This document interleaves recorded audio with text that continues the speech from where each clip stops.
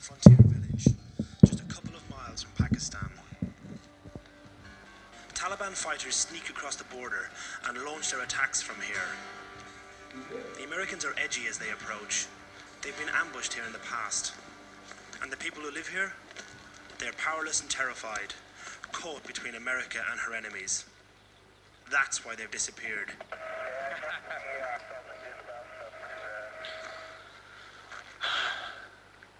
It's just like every other town. Everybody disappears. We'll just to speak to the village elders, but everything gets lost in translation. Oh, it's stupid. They're in their house. Where? Huh? Yeah, the elder. Where? In the house. They're sick. Is that what he said? What did you say? No, they are not sick. They are in the house. Okay. Ask him to go get them. We want to talk to him. As quickly as he appeared, the man is gone. He never returns.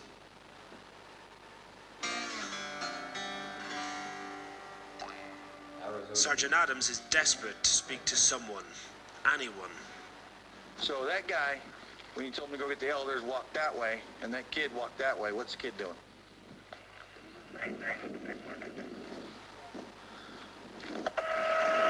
Full of shit, that's what it is. Roger. I think it's just out of respect for the Muslim faith. We're not supposed to go in the mosques unless they're shooting from us, at us from, and then we'll go in. I don't care how many come. I just want one that's got some sense about him. Ah, that's him. Yeah. Finally, an elder appears in the distance. That guy with red beard, that's him. All right. Come over here and have him sit down. Relax. Again, everything here hinges on the translation, the subtleties of Pashto and English. Load off. The translators have become unexpected power brokers in all this. All right. And sometimes they just don't translate everything they hear. Tell them how has things been here.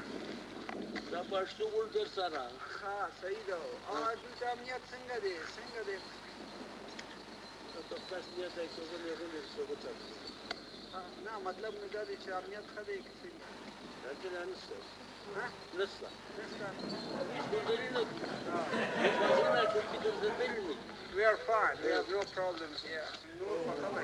Says it's good. Is it any wonder that the Americans feel baffled in these situations and the ordinary Afghans feel ignored?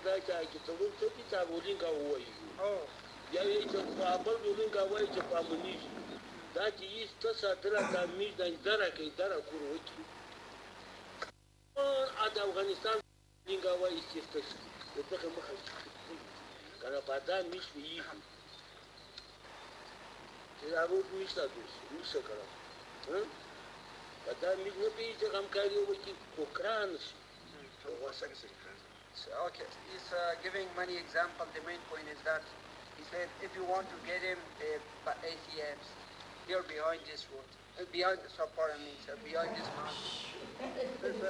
Adams wants to know when the village elder last saw the Taliban. He doesn't receive the answer he's looking for. When was the last time they saw him? I asked him, he says, 1 year ago. 1 year, oh, for fuck's sake. Are you kidding me? Hey, tell him he's full of shit, first of all. 1 week ago, we took 4 rockets from a hilltop 800 meters from here. They didn't see that, didn't hear it? No, it's not. 1 week ago, sir.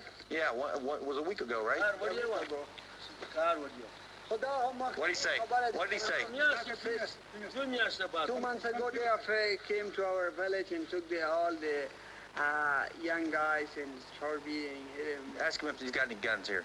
I don't want to take him. I just want to know why he didn't shoot him in the fucking face.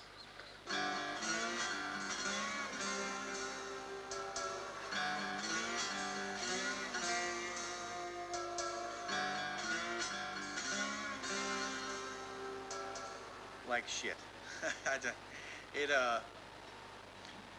It's the same thing again. You know, they're afraid of the ACM, and no matter how many times you tell them or how you tell them, they don't seem to want to understand that until they put I mean, they're allowed to have an AK per household. If they put an AK in dude's face and shot him, knowing he's a bad guy, Taliban, ACM, what do you want to call it, they would stop coming here, and he won't understand that. So they basically support the ACM by not supporting anyone.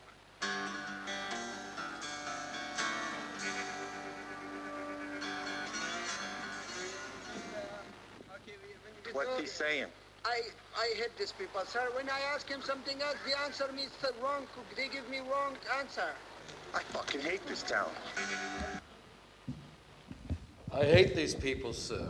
They ask them something, they give me the wrong answer, says the interpreter. I use that in my class to do a risk analysis. I won't have time to go into that, but we take each actor in the communication situation and sort out what success in communication is for them and what the risks involved are. And it's possible to go through it and see that everyone is acting rationally, especially the village that has nothing to gain with speaking with the American forces, and so they disappear. Ladies and gentlemen, it's like the boyfriend or girlfriend you had, and you get to a point and there's nothing you can say that's going to work, and the best thing is to go and talk with someone else. The old man who tells the parable, because he can't speak clearly to the Americans, he can't say, "We cannot support you," that's too dangerous. He reverts to a parable, a far more subtle mode of communication, explaining, we have wheat and we live with ants. The Taliban are over the hill, they're the ants, we have to live with them. They're going to be here when you guys are gone. Our rational interests are communicating with them. We cannot cooperate with you. The interpreter, though, who is from a different language community, has no interest in being associated with these people and rationally does everything he can to tell his masters the information he thinks they need so that he can get protection from the only people able to provide it. Everyone there is behaving rationally. I'm applying cooperation theory. And actually, in Monterey, my students learn that theory, so we can apply it very well here. The counterinsurgency manual and its application in practice explain very well why enculturation will fail in this case. And it should be no surprise. But you can also use those kind of examples and studies to figure out when and how it is successful, as it often is. And I'll just close. I won't go through the PowerPoint because I've been going on for too long.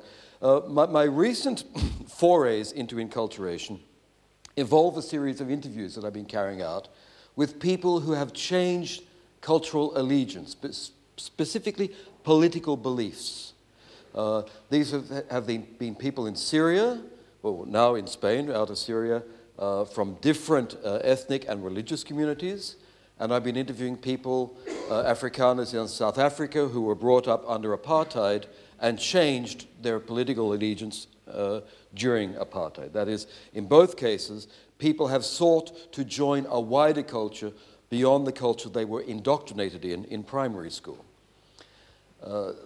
So it's rather different from this. It's a way of dealing with the same problem. I have found, but it's an ongoing research, I have found so far that languages, multiple language spaces, are a common element. That all of the people who I've spoken with who changed had access to a language space other than the official one, or in addition to the official one. Okay, but people in the Levant are very multilingual, and in South Africa as well. But that's not enough. Language is not enough, because in each case there was a family member somewhere who had the same language combination who did not change. Okay? In all cases, there was one person, a contact person, a person who brought the news, or the drop of water that enabled the seed to flourish, or the spark, etc. It could have been a university teacher, it could have been an uncle, it could have been a friend at school. But this influence of one person to enact the enculturation, or to get people set off on a path that leads to some kind of enculturation, in these cases, for the better, is startling. Which is why I've also been reading up on the life of Paul, one person who set the Mediterranean alight with a very special kind of enculturation. Thank you.